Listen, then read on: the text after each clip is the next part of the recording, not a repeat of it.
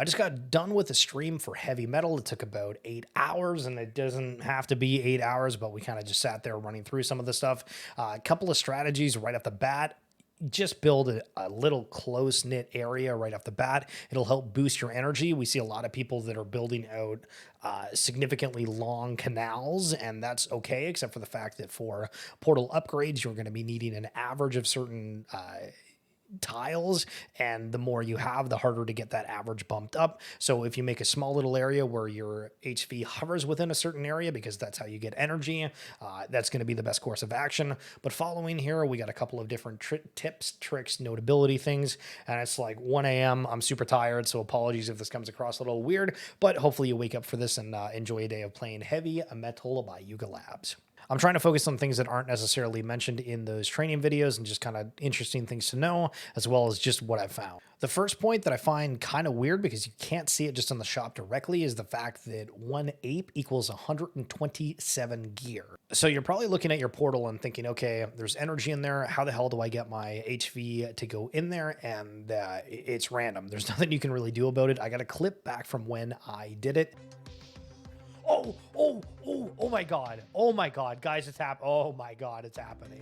If you are spending gear in the shop, buying an item will replace it. It sounds like there's about 6 items in the shop per day that rotate. So if you're building out different tiles, you'll buy it. It'll go away, and then you can refresh your shop, but you'll need to keep doing that to go back to it. So it's a little bit of a headache, but again, it's not too expensive to refresh that page, but just something to know. So on the crafting station, if you're trying to get a certain tile, all you need to do is just get the game to recognize it. So if you're building out, let's just say the watermelon tile, and you want that back to back, once you do it kind of twice, so just like flipping through your crafting station, just click, it'll give you the different options. The game will realize pretty quickly which ones you want. So every time you click it, it'll just start producing that tile if that's what you're desired. But again, you can just keep clicking if you don't want that one anymore. The first portal upgrade costs 2,500 energy. The second portal upgrade costs 10,000. And then the third portal upgrade goes up to 20,000 energy. So when you build out the tiles, you'll end up hitting other portals. There's 4 of them in general, and the first upgrade, or at least the first activation for that second portal, costs 20,000 energy. If you get the sleeping perk, don't use that right away. They give you like 3 different ones right off the bat. I used it on one, and it just...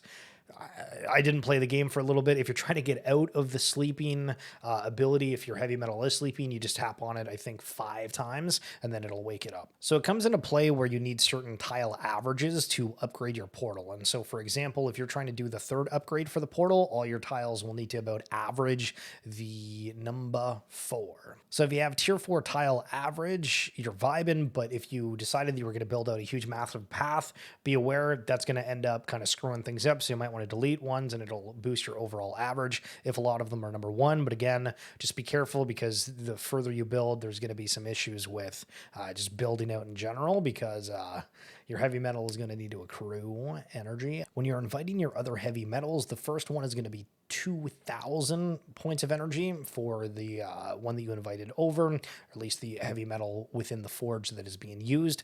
And then the second invitation one, those energy points bump up to 5,000. Be very careful when you're building. You're going to get stuck at some points, just because of the fact that if you build a tile around a portal, those ones stay. So just be very cautious if you're building around a portal to make sure that you have your tiles in the correct spot. At 30 tiles, it costs 16,000 energy, so be super careful on how you're building it out. And for voting costs, the first time that you vote in a day, it's 500. The second vote is 1,500, and then the third vote is 5,000 energy. Check the pinned comment for an extra tip below. Thanks so much for watching.